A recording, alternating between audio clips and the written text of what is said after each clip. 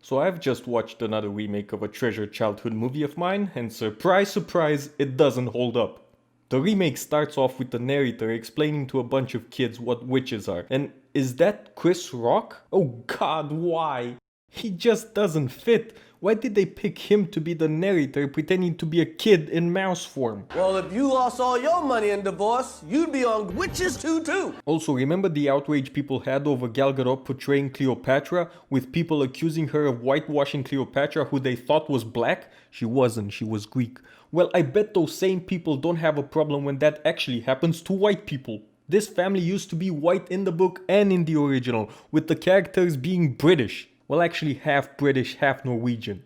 This is why I can't stand the SJW and progressive crowds. They're a bunch of hypocrites. If a fictional or historical character was of a certain color, then that's what their character should be portrayed as. Period.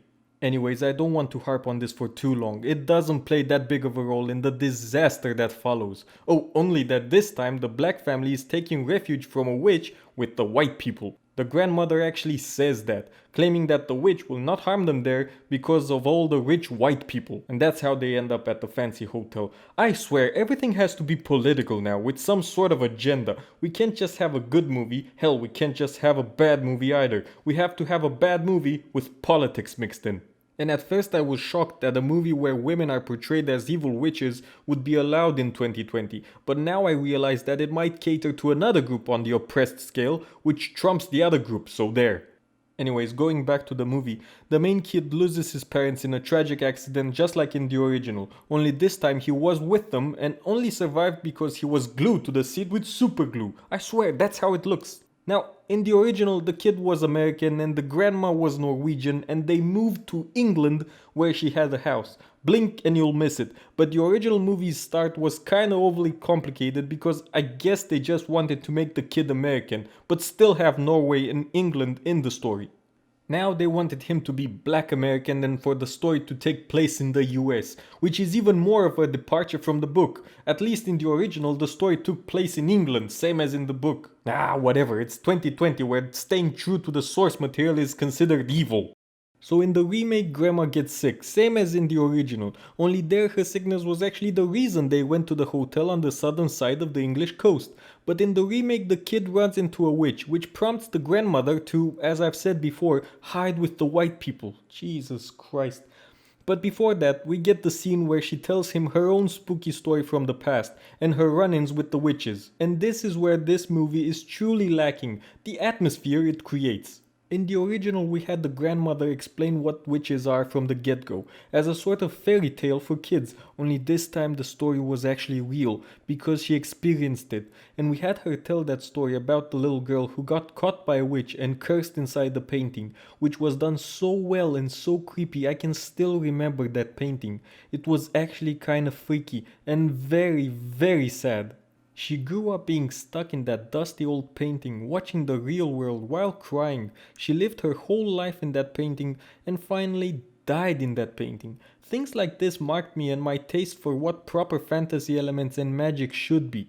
Proper magic for me wasn't bombastic or attention grabbing. Sure, it can be whimsical and it can also be dark, one not excluding the other, but above all else, it's subtle, like a feeling of dread or a moment of warmth.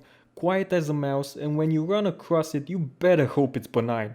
Or else you might end up as poor Erica, stuck in a dusty painting feeding ducks until one day, old and bitter, you too will simply disappear. Now we have a girl transforming into a chicken. Her family doesn't even eat the chicken, which would have made it a little bit closer in tone to the original. The only weird thing about this chicken was that she was laying green eggs. What? Which were delicious. What the hell? How are these two even remotely similar in either atmosphere or world building? Also, I would like to mention that the two grandmothers from the original and the remake react in completely different ways to basically everything. In the original, she was grieving just as much as the kid, maybe even more, which felt natural. She did just lose her child, so they grieved together. If you ever lost someone, this hits way closer to reality. Instead, in the remake, we get funky songs from the grandmother, all while the kid is shell-shocked. What the fuck? Who behaves like this when trying to comfort a family member or when you yourself lost your child? It just takes me out of it. It doesn't feel real. It just feels forced and kinda messed up, but not the right kind of messed up you would like to see from a movie about witches. It ruins and sets the atmosphere for the rest of the movie. We know it's gonna be goofy and lacking in atmosphere, a shell of the original. And speaking of shells of the original, let's talk about the most important element, the witches themselves. The remake makes a travesty of them. Their whole description is incorrect to both the book and the original movie. In this movie, they basically have a rash on their heads from wearing wigs, and they have claws and no toes, all accurate so far. However, their faces look normal, other than having a Joker cut mouth, which isn't even scary, but which does show even when wearing their disguises, which doesn't make any sense, since any Muggle would be able to see that a bunch of women all have the same scarred mouths. It would give them away that something is odd about them, especially since they act very weird and uncharismatic. Meanwhile, in the original, we had these high society looking ladies who are charismatic and know how to socialize, and especially their leader. But then when they take off their masks, they look like this. Look at that. If that's not nightmare fuel, I don't know what is. In the original, they pretended they're better than everybody else, all while actually being evil. Everybody respected and felt attracted by them, not knowing what they truly are. Now everybody thinks they're weird, even the hotel manager, and their leaders don't even compare to each other. Anne Hathaway, God bless her heart, she tries her hardest to act her way out of this disaster of a movie, but she simply can't pull off the evil witch look. She either looks like she's faking it or she looks overwhelmed. This witch is a caricature of the original, and the writing doesn't do her any favors either. We have her flying around the room, being loud and bombastic, all flash, no substance. In the original, we had Angelica Houston, who is more subdued but a lot more intimidating. The actress just fits the role better, she had harsher features and a more imposing demeanor, as opposed to Hathaway, who honestly looks too sweet to portray such an evil-looking character like the Grand High Witch. Even when she kills that other witch, like in the original, she just does it because the same thing happened in the original, without having a good direction of why. They know they need to follow certain steps, but they don't know how or why. This movie is basically wearing the saggy skin of the original and trying to act in certain ways, but not really knowing why. It's like it's written and directed by aliens.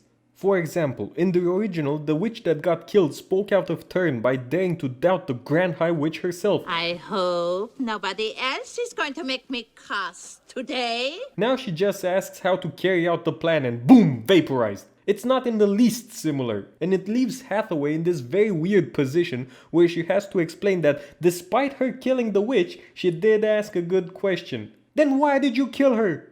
This movie had the original and still managed to bungle it up. It's like failing a test when you already have the answers. It takes a special kind of stupid to achieve that.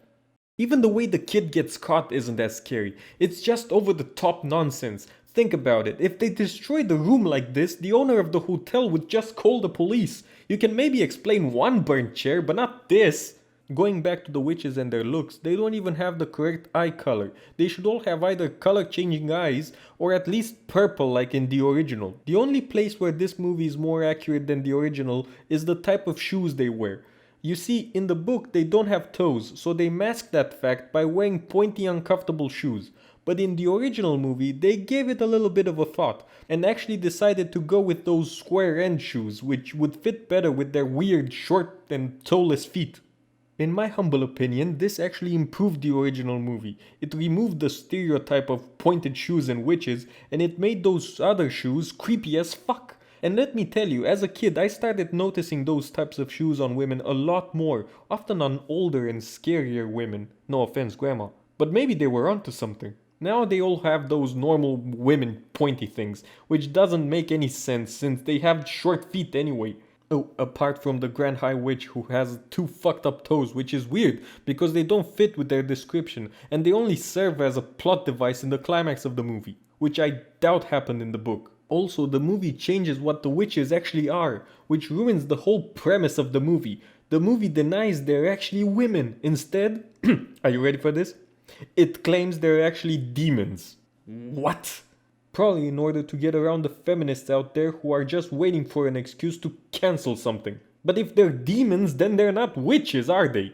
We all know what witches are. Our culture invented the bloody things. We know that they are women who dabble in the occult and practice dark magic. Simple. With wizards being their male equivalent. They might worship the devil, but they're not actually demons. And they look the way they look because their soul is rotten from all the evil they've done. How are they now demons? How are they getting into our world? Who is summoning them? Actual witches?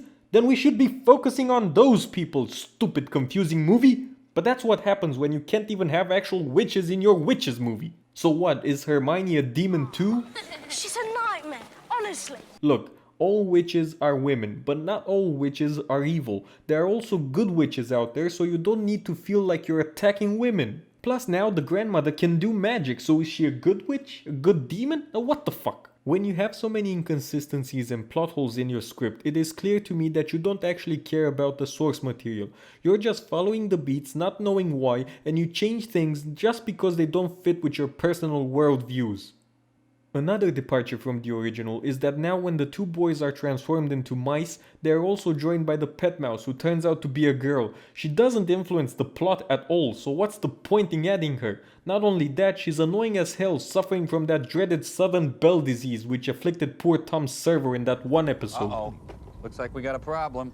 Why, Mike Nelson, I do believe you're flirting with me. Why, Mr. Nelson, you're a big old flirt, aren't you? Yeah, Mike. Servo's become afflicted with severe southern bellness. Going back to the plot, now the Grand High Witch doesn't even eat the soup. Wait, what? Why? The plot still requires her to become a rat, so what was the point of having her not eat the soup? Only to pad up the movie with a silly standoff between the grandmother and the Grand High Witch? Just so she can get defeated by a combination of villains feeling the need to monologue and those fucked up toes I mentioned before. Whatever, man. In the end, the kid just remains a rat. But he's not too upset because he doesn't want to outlive his dying grandmother. You would think this was done to be more accurate to the book, but they messed that one up too by having Chris Rock teach kids how to hunt witches, which spits in the face of the original. The purpose of defeating the witches was to protect kids. Now they're sending kids out there to try and kill witches. Now the original also departed from the book in its ending, by having one of the witches return the kid to normal. But at least it didn't contradict itself by wanting to save kids from witches by sending kids to witches. Also, I know that a lot of people argued over the years on what that last witch was. Was she good? Was she evil? Was she pretending? To me it seems very simple. She started off as a bad witch who was constantly being put down by the Grand High Witch, and was the only one who escaped the witch massacre because she was forbidden from joining them. So with the Grand High Witch dead, she was able to escape her influence and turn to doing good. Finally, we see her lift the curse from the kids, all while giggling and being ecstatic about it. And she's dressed in all white to make it perfectly clear to the slower people in the audience that she's not evil anymore. She even takes a look at her own hand and is happy about it, because she's not actually wearing a disguise. She's actually beautiful because her soul isn't corrupted anymore. And yes, while all of this doesn't happen in the book and it was added in the movie just to give it a happier ending, it was a change I can live with, because it expanded the world and it actually made people nerd out on how this world actually works, as opposed to destroying it like this movie did. While making this video, I read that Roald Dahl, the writer of the book, had a disagreement with the director on the ending, because of the director choosing to go with the happier ending. And I can't help but wonder what he would think of this ending, which sends kids to fight witches. I wish he knew. I bet he would appreciate the original a lot more then. Anyways, these are my thoughts on this movie. Another remake that didn't need to be made, that takes a shit on the original, with an agenda instead of a soul. But on the bright side, I think it will draw attention to just how good the original actually was. Anyways, thank you for watching, and if you enjoyed the video, please consider subscribing. And as always, have a nice day.